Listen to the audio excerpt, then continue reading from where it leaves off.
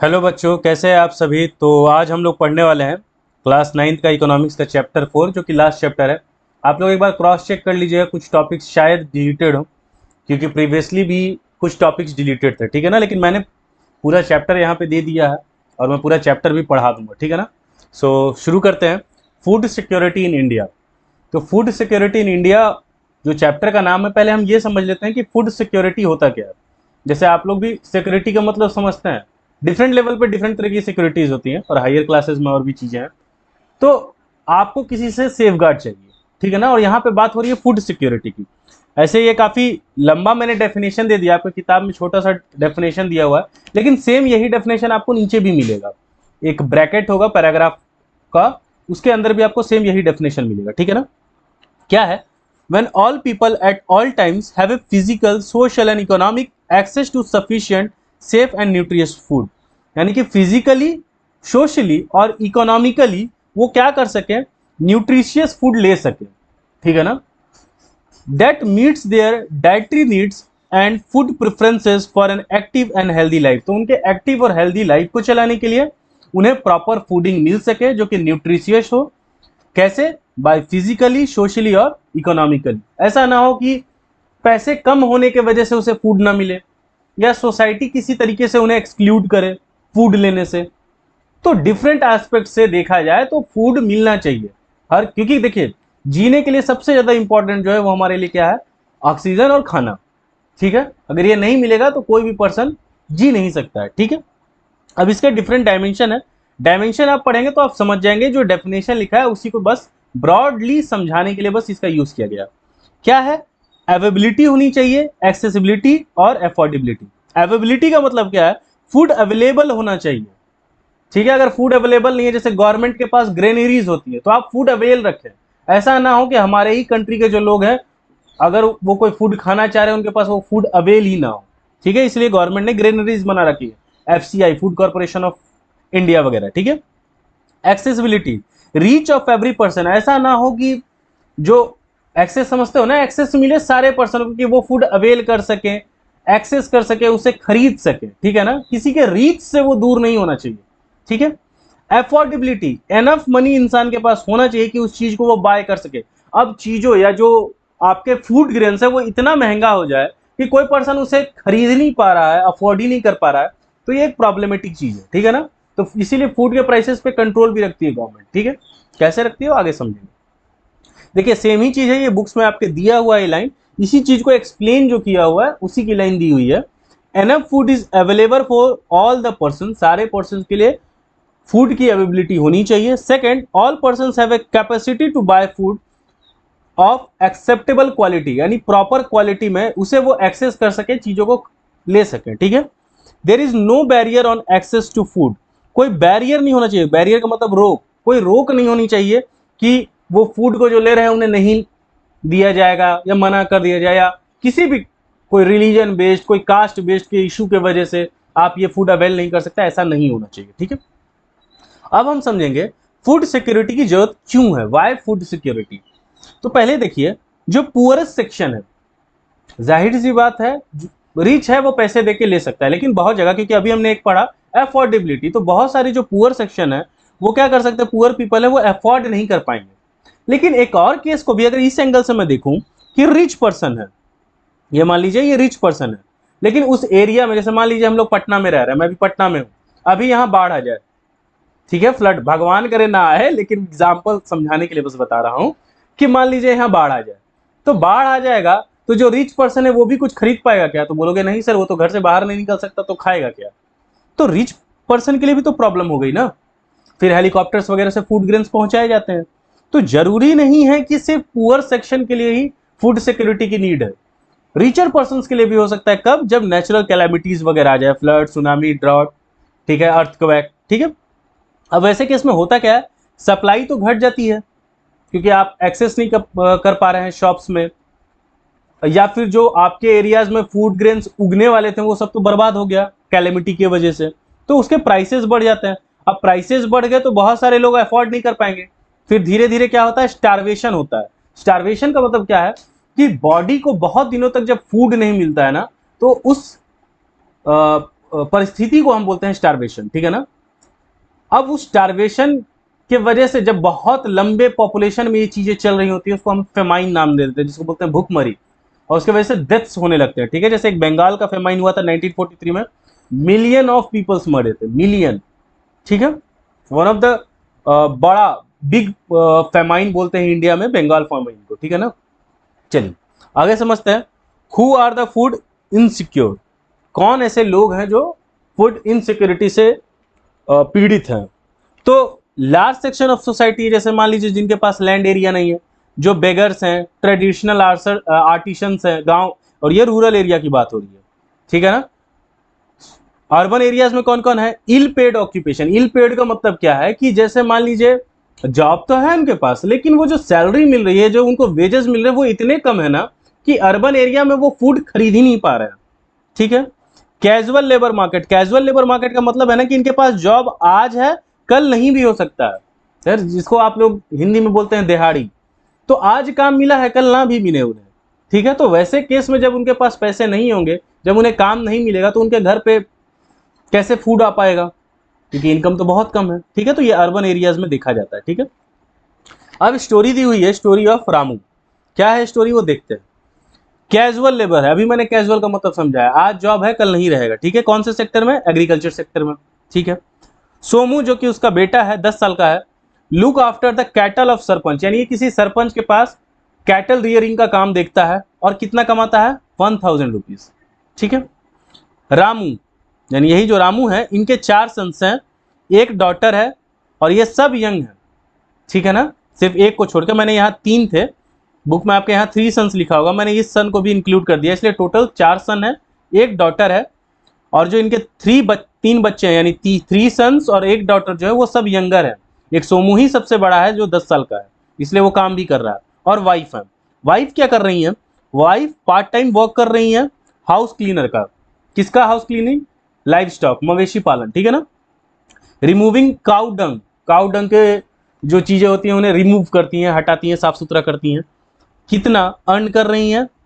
अब इन्हें जो अर्निंग, मैंने आपको पिछले प्रीवियस चैप्टर में पढ़ाया है, अर्निंग 2 तरीके से है, कैश में, काइंड में, लेकिन इनको पेमेंट जो मिल रहा है वो किसमें मिल रहा है, काइंड में। यानी काइंड में क्या क्या चीजें मिल रही हैं, 500 मिलीलीटर जो है मिल्क मिल रहा है इनको, कुक्ड फूड, जहां काम कर रहे हैं वहां के लोग इनको कुक्ड फूड दे देते होंगे, और कभी कभी वेजिटेबल्स दे देते होंगे। Work in the field along with her husband, husband के साथ भी काम करती हैं ये। और ये क्या है, सीजनल। एग्रीकल्चर क्या है, पूरे साल तो एग्रीकल्चर देखिए कर सकते हैं, लेकिन जनरली एग्रीकल्चर कुछ ही सीजन्स में होते हैं, ठीक है। जैसे सोइंग है, हार्वेस्टिंग है, इन दिनों तक इनके पास काम रहता है। फिर हार्वेस्टिंग से सोइंग का जो पीरियड होगा ना, उसमें इसके हस्बैंड भी बेरोजगार रहते हैं, और ये भी कोई दूसरा काम ढूंढती होंगी, ठीक है। जैसे देख लीजिए, रामू जो है ये 4 मंथ्स क्या रहता है, अनएम्प्लॉयड रहता है। यानी एग्रीकल्चर में ये 8 मंथ तो काम कर रहा है, 4 मंथ ये क्या है, अनएम्प्लॉयड है। तो उसमें वो वर्क ढूंढता है, कहाँ कहाँ, ब्रिक लेइंग का, कंस्ट्रक्शन एक्टिविटीज में ये जाके काम करता है, ठीक है। रामू जो है, रामू को भी जो पेमेंट मिल रहा है, कैश में मिल रहा है और काइंड में भी मिल रहा है, और उससे जो इनका घर चल रहा है वो 2 स्क्वायर मील्स पे चल रहा है, ठीक है। 2 स्क्वायर यानी सिर्फ वही 2 वक्त की रोटी मिल रही है, और वो भी कभी कभी नहीं मिल पाती है। तो किड्स जो हैं इनके सोते हैं विदाउट फूड, यानी कि इनके जो बच्चे हैं, कितने हैं टोटल, 4 सन और एक डॉटर है, यानी 5 बच्चे कभी कभी भूखे भी सोते हैं। यही फूड इनसिक्योरिटी है, ठीक है ना। प्रॉपर फूड ही अवेल नहीं हो पा रहा है रामू को, ठीक है। नेक्स्ट स्टोरी देखते हैं, story of Ahmed. Rickshaw puller है जो हमारे अहमद है। फैमिली है 3 ब्रदर्स, 2 सिस्टर और ओल्ड पेरेंट्स, यानी 3 to 5 हो गया, ओल्ड पेरेंट्स एक एक भी मिला के आप चले तो एटलीस्ट 7 की फैमिली हो गई, 7 भी नहीं, ज़्यादा हो गया। 3 ब्रदर्स हैं, 2 सिस्टर्स हैं, तो मदर फादर एक एक होंगे, अगर वाइफ वगैरह होंगी तो फिर और फैमिली लंबी होगी, ठीक है ना, लेकिन वो बुक में दिया नहीं है। Survival depends on his daily earnings, यानी ये जो रिक्शा पुलिंग कर रहे हैं ना, यही जो अर्निंग आ रही है, इसी पे पूरी फैमिली डिपेंड कर रही है। अगर ये अर्निंग जिस दिन नहीं आती होगी, उनके घर में क्या हो जाता होगा, प्रॉब्लम हो जाता होगा, फूड का शॉर्टेज हो जाता होगा। बट यहाँ पे एक अच्छा पॉइंट है, वो हमें समझना है। इनके पास येलो कार्ड है। येलो कार्ड क्या है, ये पीडीएस कार्ड होता है, जैसे आपने राशन कार्ड सुना होगा, उसी तरीके का राशन कार्ड है। Get sufficient amount of wheat, rice, sugar, kerosene, इन्हें मिल जाता है। तो अब इनके लिए लेकिन फूड शॉर्टेज की दिक्कत नहीं है, क्योंकि ये अर्निंग करके लाए नहीं लाए, इनके पास जो ये अनाज है सस्ते रूप पे इन्हें इस कार्ड से, पीडीएस कार्ड से मिल जाता होगा। ठीक है, तो ये स्टोरी में कंपेयर करके यही बताया गया है कि एक तरफ जहां फैसिलिटी ये अवेल कर पा रहे हैं, इसके वजह से फूड ग्रेन्स की इन्हें चिंता नहीं है, फूड के लिए कोई टेंशन नहीं है। नेक्स्ट देखते हैं सोशल कॉम्पोजिशन में। देखें एससीज हैं, हमारे एसटीज हैं, ओबीसीज हैं, ये सब जिनके पास पुअर लैंड बेस है, यानी प्रॉपर लैंड ही नहीं है। लैंड रहेगा तो वो खुद एग्रीकल्चर करके फूड उगा लेंगे। और किन्हीं के पास अगर लैंड है तो वहां क्या है, लो लैंड प्रोडक्टिविटी, यानी जो उपज हो रही है ना वो उपज ज्यादा नहीं हो रही है, लेकिन लैंड है, लेकिन लैंड से क्या हो रहा है, उपज। मान लीजिए ये लैंड होगा, इससे मान लीजिए 10 ही केजी उग रहा है, तो 10 केजी में उनका घर कैसे चलेगा, तो ये उपज, यील्ड जो बोलते हैं ना, ये कम है। ठीक है, वुमेन्स में देखा गया है माल न्यूट्रिशन, ठीक है, यानी प्रॉपर न्यूट्रिएंट्स नहीं मिलते हैं। देखिए ये बहुत खतरनाक और गलत चीजें हैं, इसको मैं थोड़ा सा एक्सप्लेन कर रहा हूं। आई नो आपके क्लास के लिए इंपॉर्टेंट नहीं है, लेकिन कहते हैं ना वो जनरल नॉलेज के पर्पज से आपको बता रहा हूं। गर्ल्स में और वुमेन्स में सबसे ज्यादा जो डेफिशिएंसी देखी जाती है वो आयरन की डेफिशिएंसी देखी जाती है। ठीक है, दूसरा क्या है, माल न्यूट्रिशन। माल न्यूट्रिशन के भी बहुत सारे रीजंस है, खासतौर पे एक जो चीजें बनाई गई हैं कि सबसे लास्ट में खाना है। अब सबसे लास्ट में खाने की वजह से जो खाना बचा हुआ होगा ना वही वो खाएंगी, और वो कम का समटाइम्स क्या हो जाता है, उसका शॉर्टेज हो जाता है। शॉर्टेज होने की वजह से इनको प्रॉपर न्यूट्रिएंट्स नहीं मिल पाते हैं। ठीक है, और अगर मैरिज वगैरह होता है तो जो बेबी नेक्स्ट जनरेशन आने वाला है उसको भी प्रॉपर न्यूट्रिएंट्स नहीं मिल पाते हैं। ठीक है, जिसकी वजह से काफी प्रॉब्लम होती है। ठीक है, अच्छा, इस आयरन डेफिशिएंसी की वजह से बहुत ज्यादा डेथ्स होते हैं। ठीक है, इस आयरन डेफिशिएंसी की वजह से बहुत ज्यादा डेथ्स होते हैं, तो इस चीज का ध्यान रखना है। आयरन प्रॉपर रखना है, पानी वगैरह प्रॉपर पीना चाहिए। ठीक है, कैरेट हो गया, टमाटर हो गया, ये सारी चीजें ज्यादा से ज्यादा खानी चाहिए। ठीक है, चलिए आगे समझते हैं। तो इन्हें भी क्या होता है, माल न्यूट्रिशन की प्रॉब्लम बहुत होती है। जो अनबॉर्न बेबी है, यानी जो नेक्स्ट जनरेशन बेबी आने वाला है, उसके ऊपर भी रिस्क है। ठीक है, नेक्स्ट है फूड इनसिक्योर पीपल। ठीक है, अब फूड इनसिक्योर पीपल जैसे economically backward classes, backward states के हैं, जैसे कोई रिमोट एरिया, यानी काफ़ी ऐसे एरियाज में है जहाँ अच्छी फैसिलिटीज़ नहीं है, ट्राइबल की पॉपुलेशन, ऐसा एरिया जहाँ रेगुलरली नेचुरल डिजास्टर्स आते रहते हैं, तो ये सब जगह पे क्या होते हैं, ज़्यादातर फूड इनसिक्योर पीपल्स पाए जाते हैं। ठीक है, अब जैसे जो इकोनॉमिकली बैकवर्ड स्टेट है, जिसमें बिहार, यानी ज़्यादा वहाँ पे क्या है, इकोनॉमिक एक्टिविटी नहीं हो रही है। इकोनॉमिक एक्टिविटी नहीं हो रही है तो मनी जनरेट नहीं हो रहा है। ठीक है, और मनी जनरेट नहीं होगा तो फूड अवेलेबिलिटी क्या होगा, उसका जो सोर्स होगा वो डिक्रीज करेगा। ठीक है, एग्जाम्पल आपको दिए हुए हैं, यूपी, बिहार, झारखंड, उड़ीसा, वेस्ट बंगाल, छत्तीसगढ़, मध्य प्रदेश। सब बोलोगे सर महाराष्ट्र, महाराष्ट्र में पुअर पॉपुलेशन बहुत ज़्यादा है। ठीक है ना, धारावी वगैरह का नाम सुना होगा अगर आपने सुना है तो। ठीक है, तो वहाँ पे बहुत सारे पुअर पीपल है। और बात आप ऐसे भी जनरली समझिए कि वहाँ पे अगर मान लीजिए किसी स्टेट में रिच लोग हैं तो उनके बहुत सारे जो ऑड वर्क्स हैं वो कौन करेगा, पुअर ही पीपल करेंगे, और इनको इनकम ज़्यादा मिलती नहीं है, फिर वो बस्ती वगैरह फॉर्म करते हैं, और वहाँ पे फूड शॉर्टेज आपको दिखता है, क्योंकि उनकी जो अर्निंग है वो काफ़ी कम है, और अर्निंग कम रहेगी तो उससे फूड अवेल कर नहीं पाते हैं। ठीक है, क्योंकि मनी सोर्स ज़्यादा होने की वजह से वो एरिया तो महंगा हो गया ना, अब एरिया महंगा हो गया तो फूड भी महंगा बिकेगा मतलब, और फूड महंगा बिकेगा, वो लोग जो काम कर रहे हैं उसके लिए उनको सैलरी कम मिल रही है, सैलरी कम मिल रही है तो वो चीज़ों को कैसे खरीद पाएंगे। ठीक है ना, चलिए आगे चलते हैं। ये आपके एग्जाम में पूछा जा सकता है, क्रॉनिक हंगर और सीजनल हंगर। क्रॉनिक हंगर क्या है, caused by poor diet. Poor diet आपको मिल रहा है, प्रॉपर आप डाइट नहीं ले रहे हैं, इसकी वजह से क्रॉनिक हंगर। और ये जनरली जिनका लो इनकम होता है, यानी इनके बॉडी में ना जो डाइट जा रहा है वो रेगुलरली लो डाइट जा रहा है, पुअर डाइट जा रहा है। ठीक है ना, जिसके वजह से इन्हें क्रॉनिक हंगर बोला जाता है। ठीक है, दूसरा होता है सीजनल हंगर। ये अनएम्प्लॉयमेंट के केस में होता है। अनएम्प्लॉयमेंट जैसे मान लीजिए कुछ, जैसे एग्रीकल्चर सेक्टर में ज़्यादा देखा जाता है, ऐसे समझिए, मान लीजिए हार्वेस्टिंग से सोइंग सीजन तक आपके पास काम था, जैसे रामू था शायद, आई डोंट नो, हाँ रामू में ही क्या था, हार्वेस्टिंग से लेकर सोइंग सीजन तक वो काम कर रहा है तो पेमेंट मिल रहा है, उसके बाद 4 महीना वो अनएम्प्लॉयड हो गया। अब अनएम्प्लॉयड हो गया, ठीक है, वो उसको दूसरे काम मिल गए, अगर काम नहीं मिलेगा तो घर में फूड शॉर्टेज हो जाएगा। फूड शॉर्टेज होगा तो उनके जो बच्चे हैं या फैमिली है उनको जो न्यूट्रिएंट्स मिलेंगे वो कम मिलेंगे, कम मिलेंगे। तो यानी कि कुछ सीजन्स के लिए उनकी जो हालत है, फूड शॉर्टेज की जो हालत है वो ज़्यादा बढ़ जाती है। ठीक है ना, प्रॉपर न्यूट्रिएंट्स कुछ सीजन के लिए नहीं मिल पाते, बाद बाकी जब तक काम रहता है वो अच्छे से खाना खा पाते हैं, तो उसको सीजनल हंगर बोलते हैं। यानी कुछ सीजन्स के लिए वो क्या रहते हैं, भूखे रहते हैं, कम न्यूट्रिएंट्स लेते हैं। ठीक है, ये ध्यान रखना है। Next is India is aiming at self sufficiency in food grains since independence. अब इसकी एक कहानी समझ लीजिए पहले साइड में, फिर हम आते हैं। सेल्फ सफिशिएंट को हम हिंदी में क्या बोलेंगे सर, आत्मनिर्भर।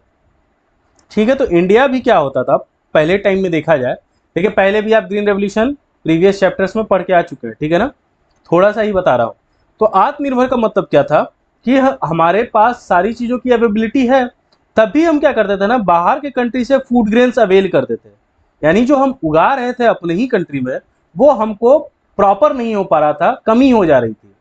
तो हम क्या लेके आए, ग्रीन रेवोल्यूशन। अब ग्रीन रेवोल्यूशन क्या है, HYV सीड्स हम लेके आए, उसकी वजह से हमारा प्रोडक्शन बढ़ गया। उसकी वजह से क्या हुआ, हमारा प्रोडक्शन बढ़ गया। अब प्रोडक्शन बढ़ गया तो अब दो चीजें होंगी, हम फूड को स्टोर भी करके रखेंगे और जो हमारे कंट्री के लोग हैं उनको फूड की अवेलेबिलिटी भी हो गई, है कि नहीं।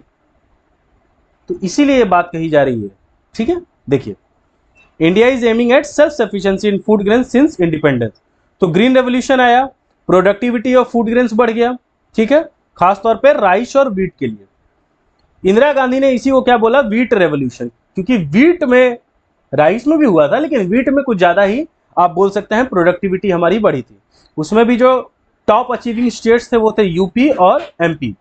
44.0 एंड 30.21 मिलियन टन 2015-16 के डाटा के हिसाब से। ठीक है ना, तो वीट का काफी ज्यादा प्रोडक्शन बढ़ा, राइस का भी बढ़ा था, लेकिन दोनों में अगर देखा जाए तो सबसे ज्यादा वीट का प्रोडक्शन बढ़ा। ठीक है, चलिए अब ये कॉन्सेप्ट जो है, ये जो डायग्राम देख रहे हैं, ये सबसे इंपॉर्टेंट है। मैं आपको स्टोरी के फॉर्म में बताऊंगा कि आप कभी भूले भी ना और आपको चीजें हमेशा याद रहेंगी। ठीक है, चलते हैं, स्टार्ट करते हैं। मैं बोल रहा हूं एक फार्मर है, फार्मर क्या बोल रहा है, फार्मर ने वीट का प्रोडक्शन किया और वो बोला कि भैया मैं इसे 50 रुपए केजी पे बेचूंगा। कितने पे बेचूंगा, 50 रुपए केजी पे बेचूंगा। ये गया होलसेलर के पास, शॉपकीपर के पास, लिख दे रहा हूं होलसेलर। होलसेलर जो एक बार में बहुत सारी क्वांटिटी लेता है उसे हम होलसेलर बोलते हैं। ये बोल रहा है 40 रुपए में खरीदूंगा, देना है तो दो वरना जाओ। अब इससे क्या होगा ना, इसे 10 रुपए का लॉस हो रहा है, 10 रुपीज का क्या हो रहा है, लॉस हो रहा है। उसी तरफ गवर्नमेंट क्या करती है, एमएसपी। एमएसपी का मतलब क्या होता है, मिनिमम सपोर्ट प्राइस। देखिए ऐसा ही रहेगा जरूरी नहीं है, ये एग्जांपल से आपको सारी कहानी समझ में आ जाए इसलिए मैंने बनाया है। गवर्नमेंट बोल रहा है मैं 60 रुपया दूंगा, अब इसको क्या हो रहा है, 10 रुपए का प्रॉफिट हो रहा है, तो ये तो गवर्नमेंट को ही बेचेगा। ठीक है, ये मिनिमम सपोर्ट प्राइस क्या होता है कि अगर फार्मर्स अपने प्रोड्यूस को कहीं और नहीं बेच पा रहे हैं, वहां कोई प्रॉब्लम आ रही है, तो वो गवर्नमेंट को सेल कर सकते हैं। ठीक है, तो 60 रुपया 10 रुपए का प्रॉफिट है, फार्मर ने अपना सारा प्रोड्यूस किसको बेच दिया, गवर्नमेंट को। गवर्नमेंट क्या करती है इसे, गवर्नमेंट तो खाएगी नहीं बैठ के, गवर्नमेंट इसे भेज देती है एफसीआई के पास। किसके पास, एफसीआई। एफसीआई कौन है, फूड कॉर्पोरेशन ऑफ इंडिया। अब ध्यान दीजिएगा, मैं फिर से बता रहा हूं, बहुत कंफ्यूजन होता है लोगों को। एफसीआई दो तरीकों से फूड ग्रेन्स को लेता है, एक जो ये एमएसपी से आप चीजों को भेज रहे हैं, ये पहला तरीका हो गया जिससे एफसीआई के पास फूड ग्रेन्स है। दूसरा तरीका क्या है, जब मार्केट में सरप्लस प्रोडक्शन हो जाए, सरप्लस मतलब हद से ज्यादा प्रोडक्शन। इसको यहां से समझिए, डिमांड लिखा है, सप्लाई लिखी है, प्राइस लिखा है मैंने। मान लीजिए 100 लोग 100 केजी का डिमांड कर रहे हैं और लेकिन मार्केट में वही जो भी चीज है, वीट का ही मान लेते हैं, 100 केजी लोग मांग रहे हैं और मार्केट में कितना है, 200 केजी। इससे क्या होगा, प्राइस कम हो जाएगा, प्राइस डिक्रीज होगा। तो इससे किसको लॉस होगा, फार्मर्स को। ध्यान से समझिए, इसको मैं साइड में और थोड़ा सा बता रहा हूं, ऐसे समझिए। पहले ये कहानी आप समझ लेंगे तो आराम से समझ में आ जाएगा। ये बोतल है पानी का, ठीक है, वाटर बोतल। 3 लोग हैं, 1 2 और 3। 10 रुपए का ये बोतल का पानी है। तीनों को बहुत तेज प्यास लगी है। तीनों आदमी ने बोला कि भाई मुझे पानी चाहिए, तो बोला ठीक है, बोल रहा है मैं 10 रुपया दूंगा। ये बोल रहा है कि मैं 10 की जगह 20 दूंगा, भाई मुझे ज्यादा प्यास लगा है, मुझे दे दो। फिर ये बोलेगा कि भाई मैं 50 रुपए देने को तैयार हूं, पानी का बोतल लेकिन मुझे ही चाहिए। क्या बोतल का प्राइस 50 रुपया है? तो बोलोगे नहीं सर, बोतल का प्राइस तो 10 रुपया है। तो ये 50 रुपये क्यों दे रहा है? क्योंकि इसको प्यास लगी है, इसको जरूरत है। तो क्या है यहाँ पे, सप्लाई कम है, डिमांड क्या हो गया, हाई हो गया। डिमांड करने वाले 3 लोग हैं, तो प्राइस क्या होने लगा, भागने लगा। ठीक है ना। वैसे ही अगर ऐसा देखो,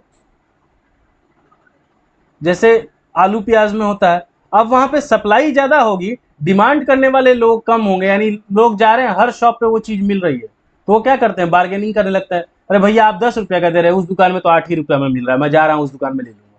तो उस दुकान में भाग जाते हैं 8 रुपया में लेने, तो प्राइस क्या हो जाता है, कम हो जाता है। ठीक है, तो वही चीज मैंने यहाँ बनाई है। तो डिमांड कितने लोग कर रहे हैं, 100, सप्लाई कितनी है, 200, तो प्राइस क्या होगा, रिड्यूस होगा। तो 100 केजी क्या किया, एफसीआई ने परचेस कर लिया, यहां लिख दिया मैंने 100 केजी। अब सिचुएशन क्या बन रही है, 100 केजी डिमांड कर रहे हैं लोग, 100 केजी ही सप्लाई है, तो पहले के हिसाब से अब क्या होने लगेगा, प्राइस बढ़ने लगेगा। ठीक है, तो ये कर क्यों रहा है एफसीआई, क्योंकि फार्मर को लॉस ना हो।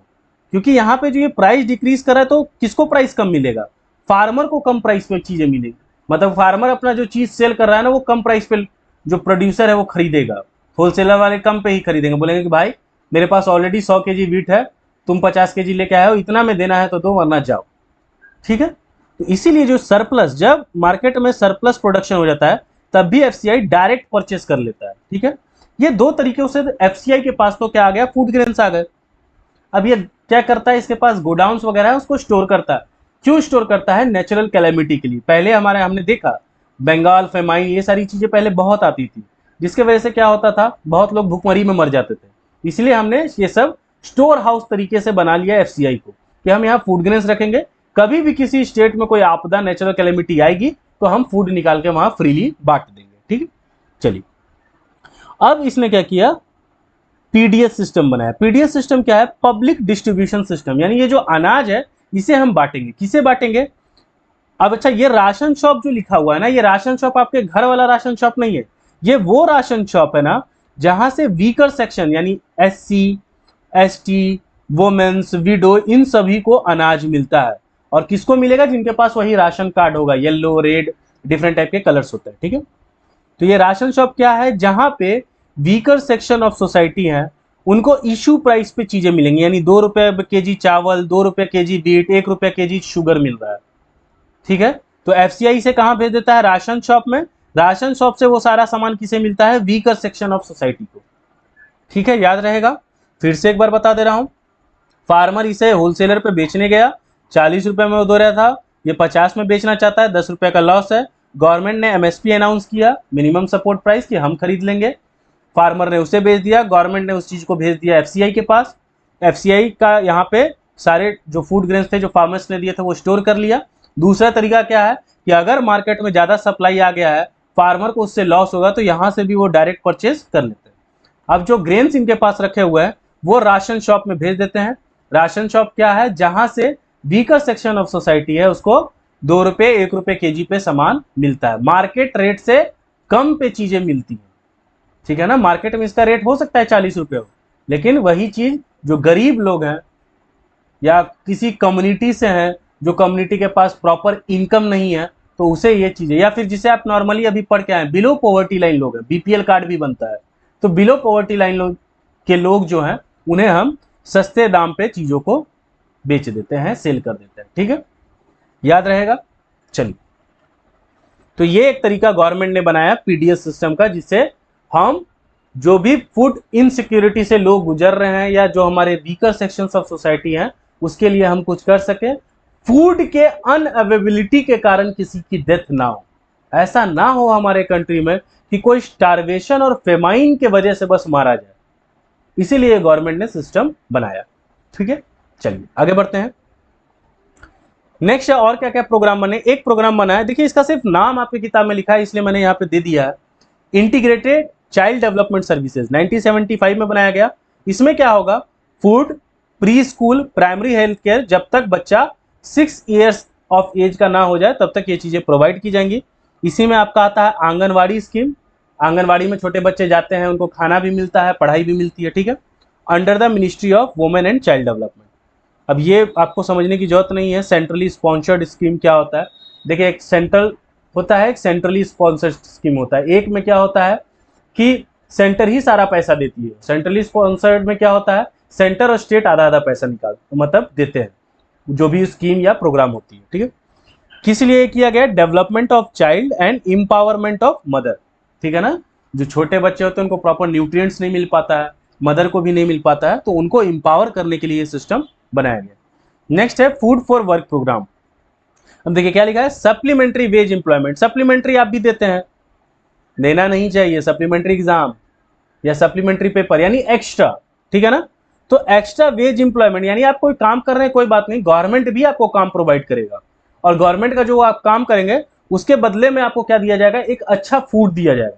देखो गवर्नमेंट आपको क्या कर सकता है, गवर्नमेंट के पास आप काम कर रहे हैं तो गवर्नमेंट आपको 200 रुपये दे देंगे, 200 रुपये का आप क्या करोगे, सब कुछ बचा लोगे, बस 20 रुपये का जाके खाना खाओगे। उस 20 रुपये के खाना से ना आपकी बॉडी खराब हो रही है, आप प्रॉपर न्यूट्रिएंट्स या कैलोरी नहीं ले रहे हैं। याद कीजिए वो प्रीवियस चैप्टर में हमने पढ़ा था कैलोरी बेस्ड नॉर्म, तो कैलोरी आप प्रॉपर नहीं ले रहे हैं, इसलिए गवर्नमेंट आपको 200 के ही हिसाब से खाना खिला देती है और बहुत अच्छे लेवल का ये खाना होता है, जिससे आपके बॉडी को प्रॉपर कैलोरी मिल सके, प्रॉपर न्यूट्रिएंट्स मिल सके, ठीक है। 2004 में स्टार्ट किया गया था, इंप्लीमेंटेड 150 बैकवर्ड डिस्ट्रिक्ट्स जो है वहां पे ये प्रोग्राम स्टार्ट किया गया। 100% सेंट्रली स्पॉन्सर्ड स्कीम है। नेक्स्ट है, ये आपके एग्जाम में पूछा जा सकता है, अंत्योदय अन्न योजना दिसंबर 2000 में शुरू किया गया।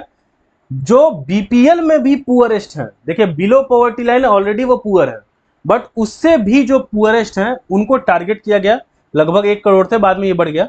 उनको 25 kg ऑफ फूड ग्रेन्स दिया जाएगा, 2 रुपए kg वीट, 3 रुपए kg राइस, ठीक है।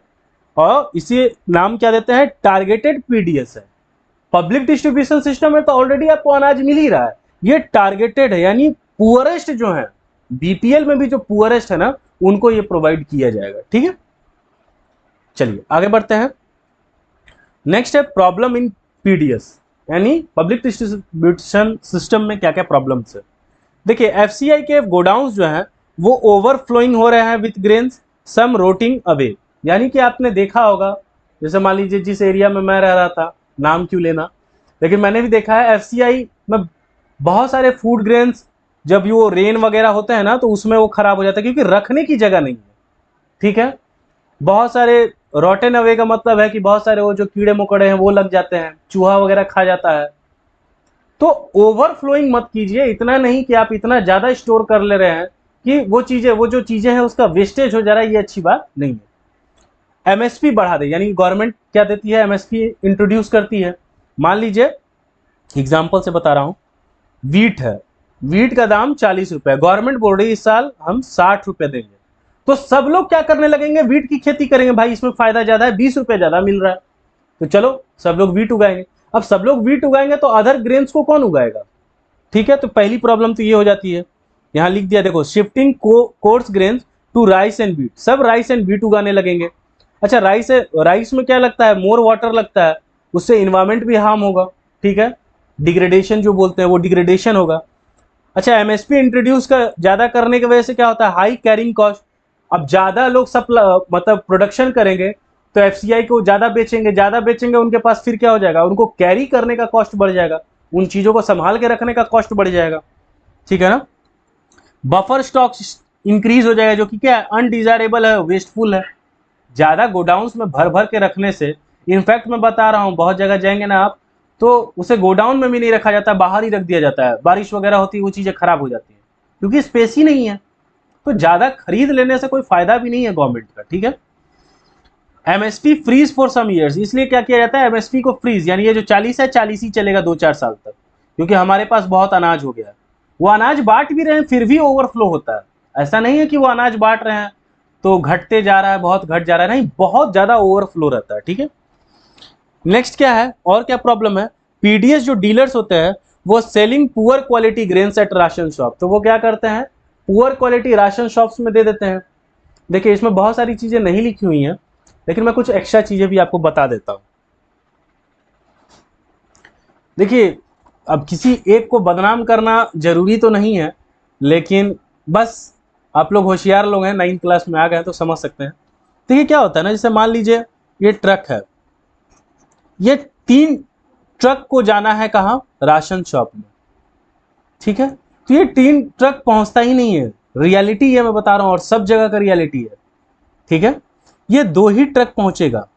एक ट्रक कहीं और पहुंच जाता है, उसका इसके अंदर जितने भी अब फूड ग्रेन्स है वो सेल होता है और उसका जो पैसा है वो बहुत सारे अधिकारी लोग आपस में बांट लेते हैं। ये है सच्चाई, मेन सच्चाई बता रहा हूं क्योंकि ये बहुत जगह देखा गया है, बहुत जगह पाया गया है। और इसमें भी जो अच्छे क्वालिटी का होता है ना वो ये लोग सेल कर देते हैं और जो पुअर क्वालिटी का है उसे राशन शॉप में बेच देते हैं। दूसरा चीज बताता हूं, दूसरा चीज क्या है, जैसे मान लीजिए आपने बीपीएल कार्ड बना लिया, ठीक है।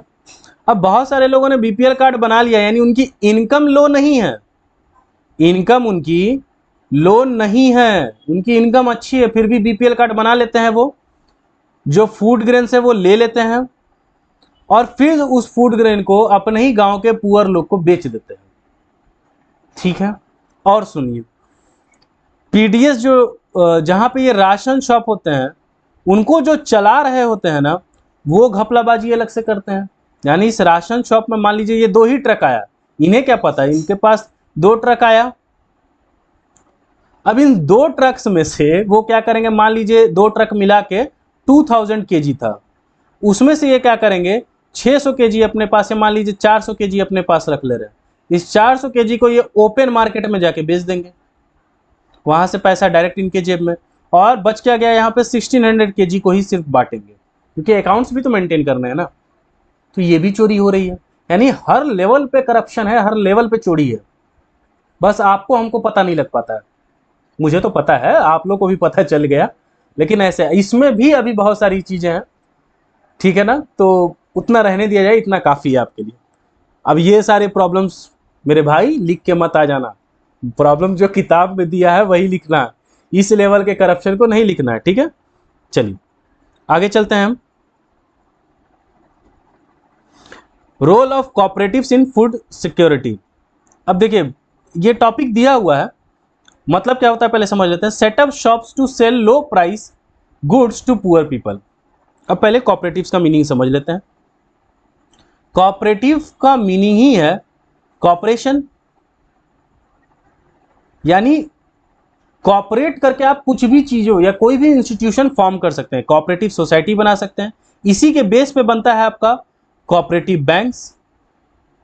ठीक है ना। अब कोऑपरेटिव्स के भी बहुत से, फार्मर्स का कोऑपरेटिव ग्रुप होता है, ठीक है ना, ये जो मिल्कमैन्स हैं इनका होता है। ठीक है, तो ऐसे ऐसे बहुत सारे कोऑपरेटिव्स के ग्रुप्स होते हैं, कोऑपरेटिव सोसाइटीज होती है। ठीक है, तो ये कोऑपरेट करते हैं, 10 20 50 लोग मिल के आपस में उन चीजों को, उस इंस्टीट्यूट को चलाते हैं।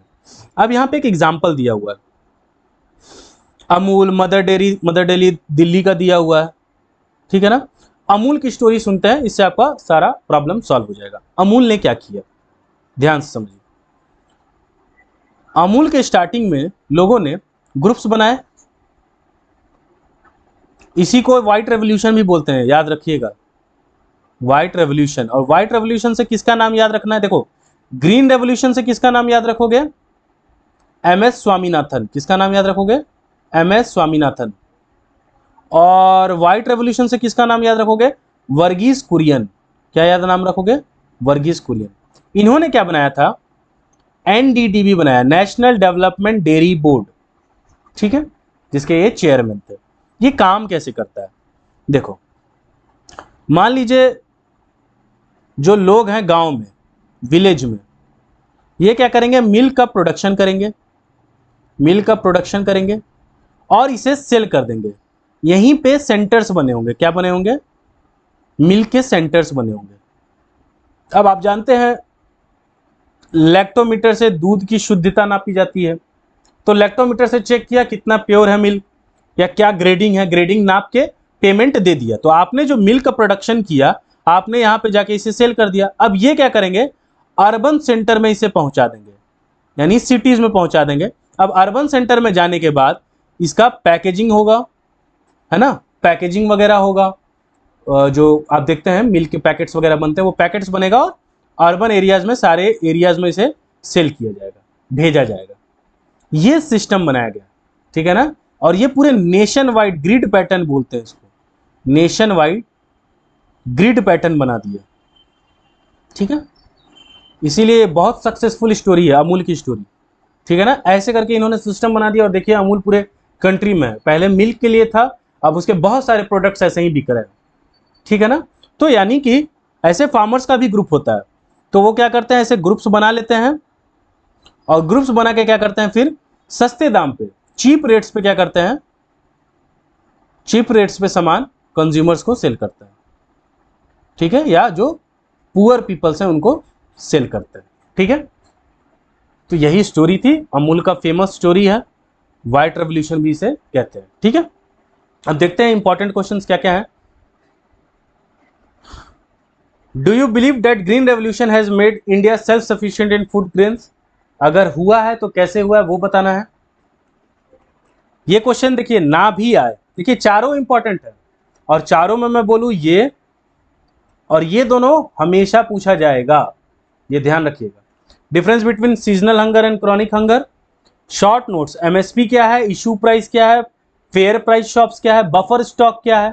बफर स्टॉक कुछ नहीं है, वो जो एफसीआई ने स्टोर किया, यानी बहुत ज्यादा प्रोडक्शन होगा हम उसे स्टोर कर लेंगे, उसे क्या बोलेंगे, बफर स्टॉक, ठीक है। Fair price shop, issue price जिसपे वीकर सेक्शंस को चीजें बांटी जा रही हैं, ठीक है। What has our government done to provide food security to the poor, disc, तो पीडीएस सिस्टम बना। Discuss any two schemes, food for work है, अंत्योदय योजना है, ठीक है, फिर आईसीसीडी है, इंटीग्रेटेड चाइल्ड डेवलपमेंट प्रोग्राम।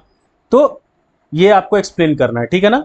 याद रखिएगा अगर ये क्वेश्चन नहीं आता है तो इस प्रोग्राम के बारे में आपसे ये अंत्योदय अन्न योजना के बारे में पूछा जा सकता है, बोल दिया जा सकता है कि इसके बारे में शॉर्ट नोट लिखिए, ठीक है ना। तो ध्यान रखना है ये चारों क्वेश्चंस इंपॉर्टेंट है, लेकिन उसमें भी ये सबसे ज्यादा नंबर 1 पे ये इंपॉर्टेंट, सेकंड नंबर पे ये, थर्ड पे ये और फोर्थ नंबर पे ये, क्योंकि ग्रीन रेवोल्यूशन आप पहले ही पढ़ के आ चुके हैं, आपके इकोनॉमिक्स के ही अदर चैप्टर में ये क्वेश्चन रहता ही है ग्रीन रेवोल्यूशन से रिलेटेड, इसीलिए इस क्वेश्चन का पूछने का चांसेस थोड़ा घट जाता है, ठीक है। सो यहीं पे आपका द चैप्टर का द एंड हुआ, ठीक है। कोई भी डाउट है आप मुझे इंस्टाग्राम पे मैसेज करें, अगर इसका नोट्स चाहिए आपको तो आप टेलीग्राम पे, इसका भी डिस्क्रिप्शन में लिंक वगैरह दिया रहता है, वहाँ से जाके नोट्स डाउनलोड आप कर सकते हैं। अपने दोस्तों को भी भेजें, ज़्यादा से ज़्यादा शेयर करें कि वो भी पढ़ लें, ठीक है। सो कोई भी दिक्कत हो आप मुझे ज़रूर मैसेज करें, ठीक है। बाय, फिर मिलते हैं, गुड नाइट, मन लगा के पढ़िए।